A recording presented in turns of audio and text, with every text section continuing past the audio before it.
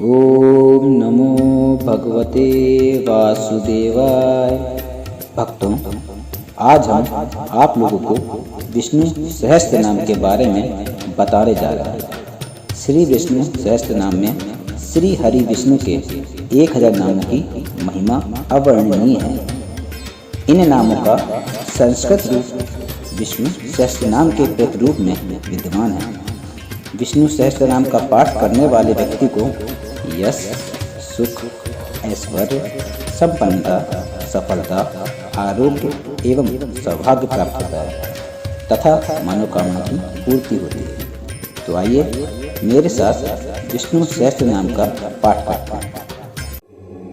ओम विष्णु विष्णु वसत्कारो भूते भव्य भवत प्रभु भूत कृत भूत भ्रव भावो भूतात्मा भूत भावनः भूतात्मा परमात्मा च मुक्तात्मनां परम गतिः अव्यय पुरुष साक्षी क्षेत्रज्ञो अक्षर एव च योगो योग विद्यां नेता प्रधान पुरुषेश्वरः नारसिंह वपुः श्रीमान् केशवः पुरुषोत्तमः सर्व सर्व शिव शिवाणु भूतादिः निधि अव्यय संभव भावनो भर्ता प्रभः प्रभु ईश्वरः शंभु शंभु आदित्य पुष्कराक्षो स्वयनः अनादि निधितो धाता विधाता धातुरुत्तमः अप्रेम्यो ऋषिकेश पद्मनाभो अमर प्रभु विश्वकर्मा मनुसृष्ट्वा स्वतिष्ठ स्वथिरो ध्रुवः अग्राः शाश्वतः कृष्णो लोतिचक्षः प्रतर्तनः प्रभुतः त्रिककूप धाम पवित्रं मङ्गलं परम् ईशानः प्राणतः प्राणो ज्येष्ठः श्रेष्ठः प्रजापतिः हिरण्यगर्भो भूगर्भो माधवो मधुसूदनः ईश्वरो विक्रमी धन्वी मेधावी विक्रमः कर्मः अनुत्तमो दुधाधर्ष कृष्णः कृतिः आत्मवान् सुरेशः शरणं सर्व विश्व रेता प्रजा भवः अहः सर्वसंसारो व्यालवेद्य सर्वदर्शनः अजः सर्वेश्वरः सिद्धसिद्धिः सर्वादिः अच्युतः वृषा कपिः अमेत्मा सर्वयोग विनिःसृतः वसुः वसुः मनाः सत्य समात्मना समित सम अमुदा पुंडरीकाक्षो वृषकर्मा वृषाकृतिः रुद्रो बहुशिरा प्रभु विश्वयोनिः शुचिशिर्वः अमृतः शाश्वतः स्थाणुः वरारोहो महातपः सर्वज्ञः सर्वविद भानुः विश्वकः सेनो जनार्दनः वेदो वेदविद अवंग्यो वेदांगो वेदविद कविः लोकाध्यक्षः सुरोध्यक्षो धर्मात्मचः कृताकृतः चरुत्मनः चतुर्भ्यो चतुर्दष्टं चतुर्भुजः राजिष्णु भोजनं भोक्ता सहिष्णुः जगदादिजः अग्नो विजयो जेता विश्वयोनिः पुनर्वसुः उपेन्द्रो वामनः प्रांशु अमोघः शुचिः उचितः अतीन्द्रः संग्रह संग्रो कृतात्मा नियमो यमः वेदो वेदः सदा योगी विरह माधो मधुः अति इंद्रियो महामायो महोत्साहो महाबलः महाबुद्धि महावीर्यो महाशक्ति महाद्युति अनिर्देशः वपुः श्रीमान् यमायमात्रीतकः महेशवासो महीभर्ता श्रीनिवासः सन्तः गतिः अनिरुद्रसुरानन्दो गोविन्दो गोविन्दां पतिः मरीचः दमनो हंसः सुपूर्णो भुजगोत्तमः हिरण्यनाभः सुतापः पद्मानवः प्रजापतिः अमृत्युः सर्वदकः सिंहः सन्धाता सन्धिमान् स्थिरः अजो धूर्मशरणः शास्ता स विष्णुत्मा सुरारिः गुरुः गुरुतमो धामः सत्यः सत्यपराक्रमः निमिषो अनिमिषः स्रग्विवाचस्पतिः उदारधिः अग्रहि ग्रामहि श्रीमान् न्यायो नेता समीकरणः सहस्रमूर्धा विश्वत्थामा सहस्राक्ष सहस्रपात आवतरणो निर्वर्ततात्मा सव्रतः सम्प्रदर्दनः अहं सर्वर्तको वही अनिलो धरणीधरणः सुप्रसादः प्रसन्नात्मा विश्वदृक् विश्वभुक् विभुः सत्यकर्ता सतर्कतः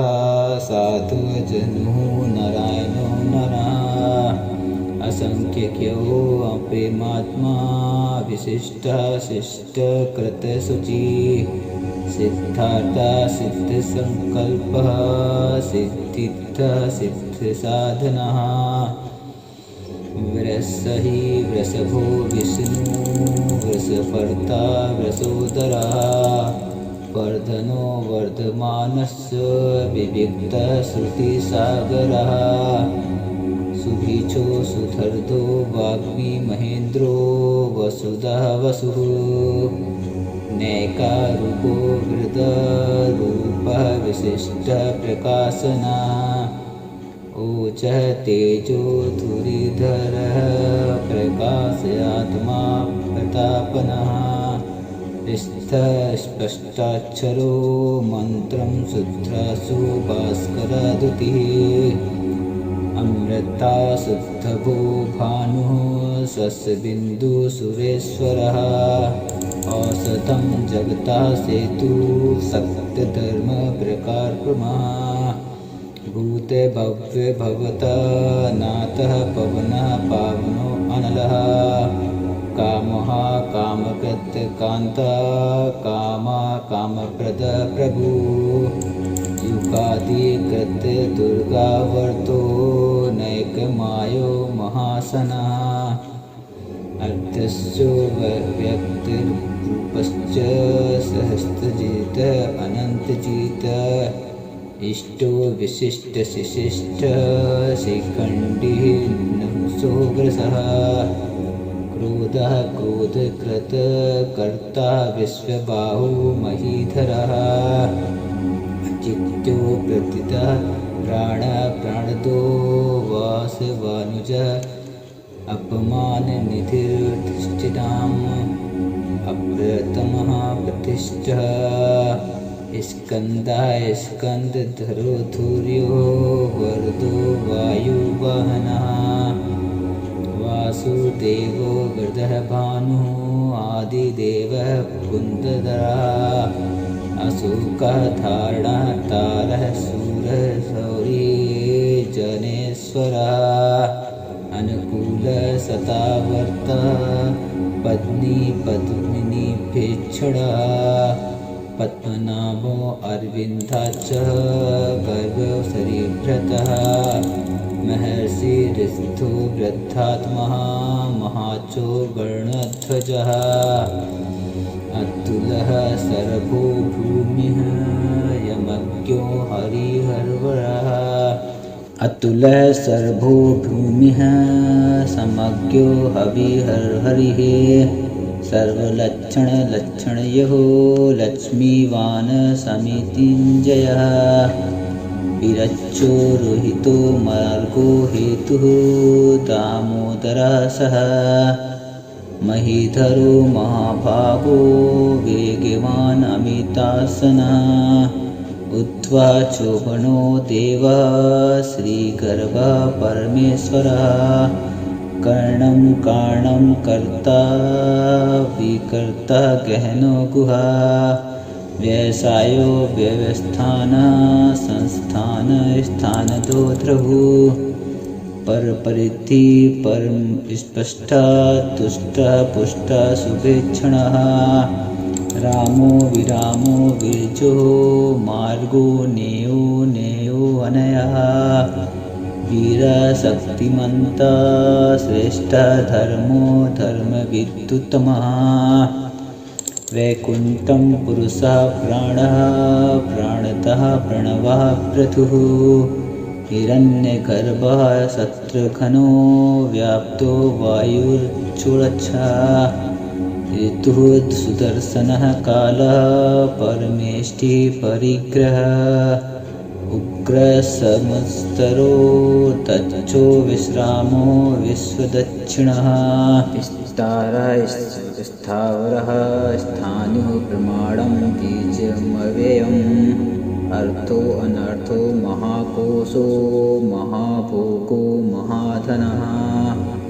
अनिर्विण्णः स्थविष्टो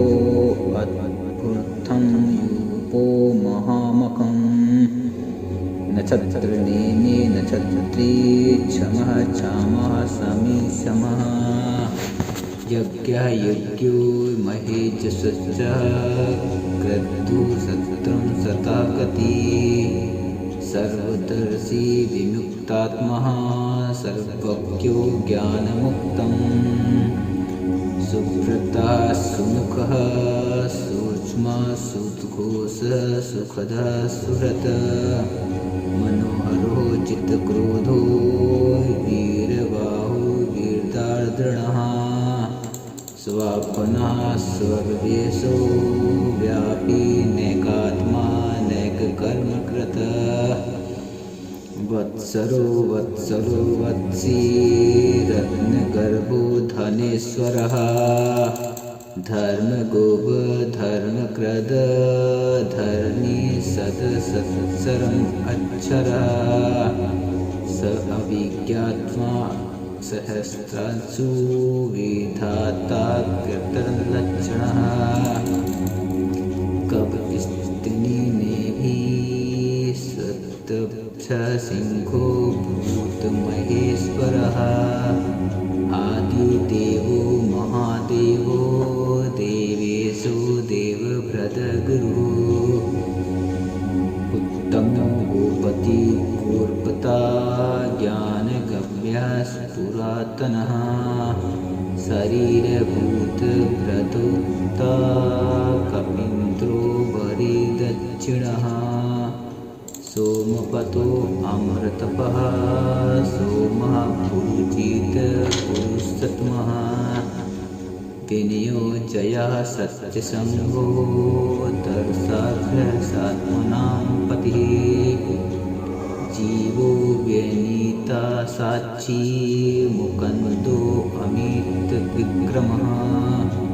अम्बो निधिर्मतः महोदधिशयो आतङ्कः अजो महर्षः स्वभाव्यो जिता मित्रः प्रमोदनः आनन्दो दन्नादो दनः सदस्य धर्मः त्रिविक्रमः महर्षिः कपिलाचार्यः कृतज्ञो मेदिनीपतिः त्रिपद स्त्री दशादक्षो महाशृङ्गः कृताङ्कृतः महावरहो गोविन्दः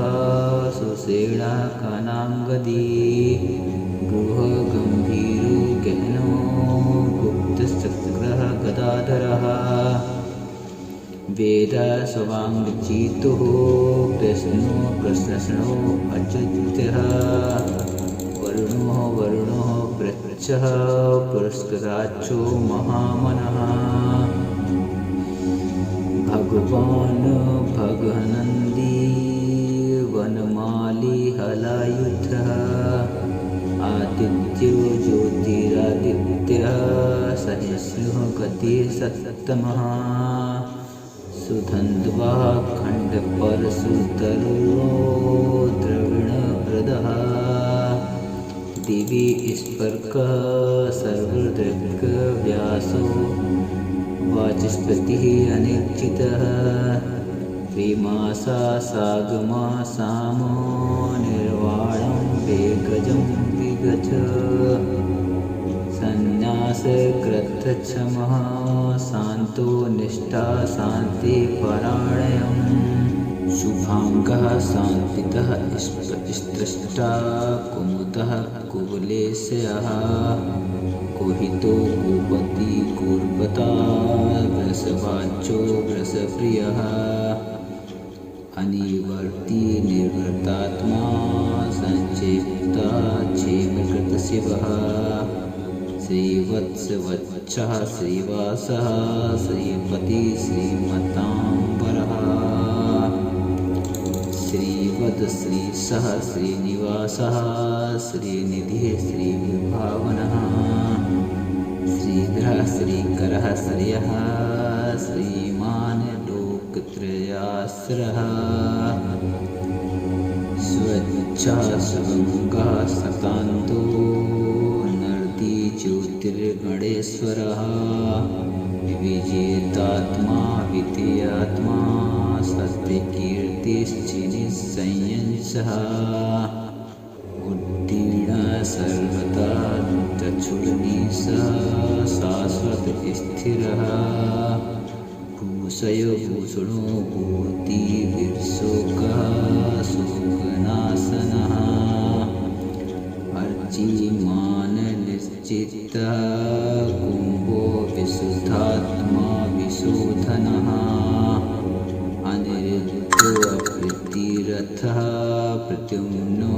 अमितविक्रमः कालनेमिनिः वीरः शौरी सूरजनेश्वरः त्रिकुलात्मा त्रिकोलेश केशवः केशिः हरिः कामदेवः कामपालः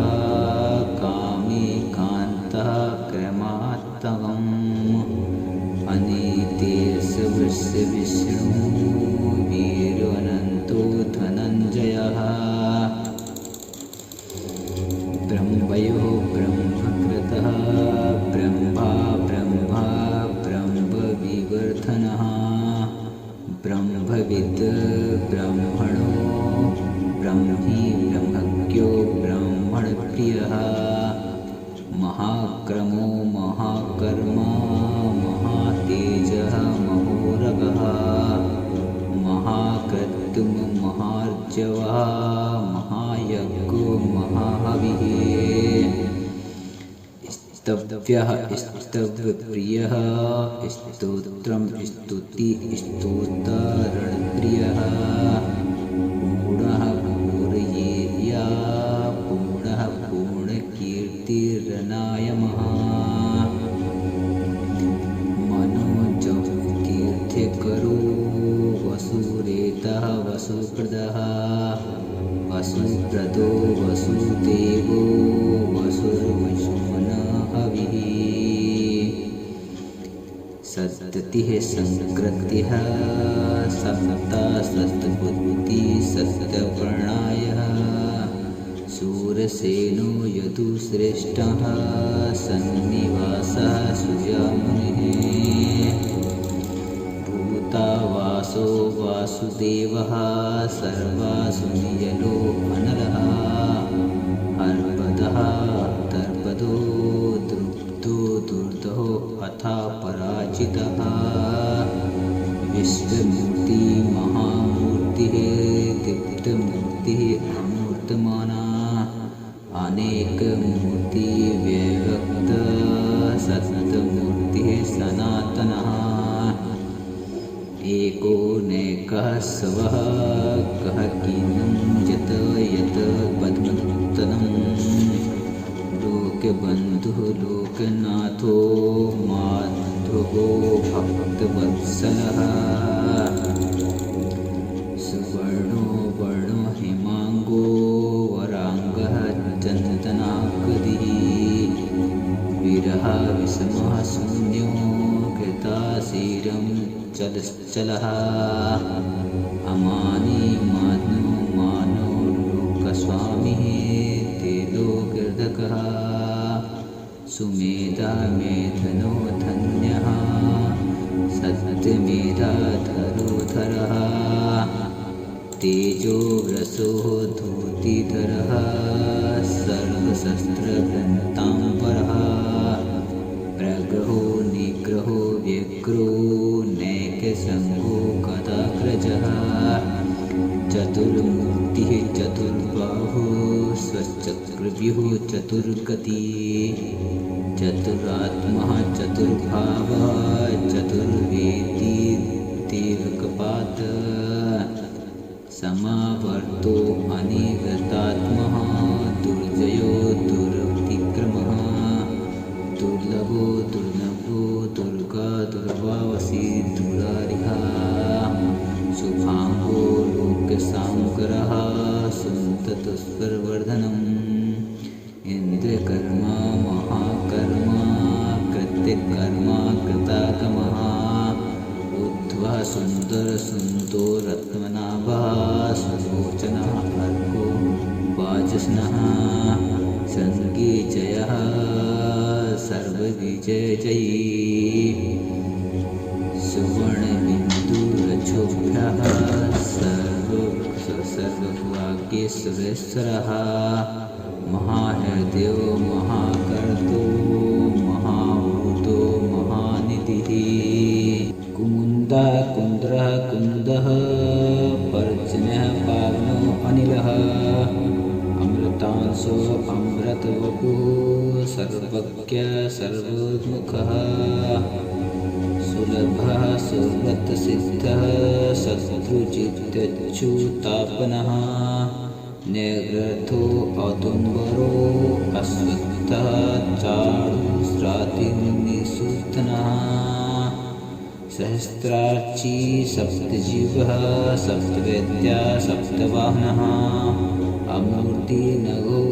अचिन्त्यो भयकृतभयानसः अणुः बृहत्कृशः स्थूलो गूढभ्रनिग्रहो महानम् अधृतः सधृतः स्वास्थ्यः प्रवाङ्गस्तु वंशवर्धनः भारव्रत कथितो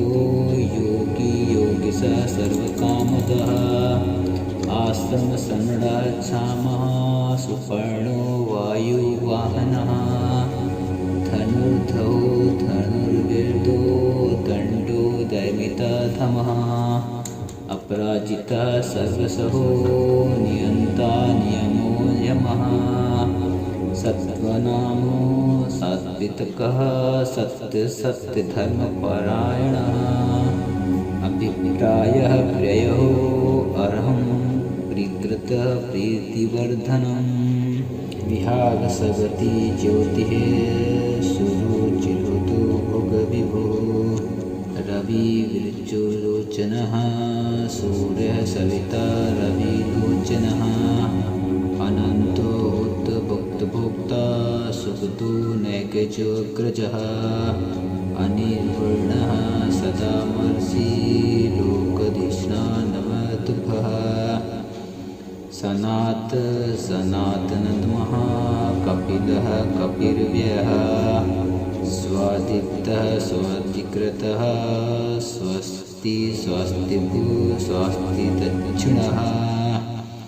आरद्रः कुण्डली चक्री विक्रममूर्जितशासनः शब्दादिगः शब्दशः शिशिरः शरीवक्रः